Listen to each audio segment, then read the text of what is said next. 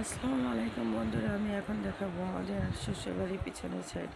এই যে কলা গাছ, কলা গাছে কলা ধরেছে, অনেকগুলা কলা ছড়িয়ে আসছে। চতুর্দিকে সবুজ আর সবুজ, সবুজ দেখতে কার না ভালো লাগে। আমরা একটু যার হাঁটছি, হাঁটাহাঁটি করতেছি।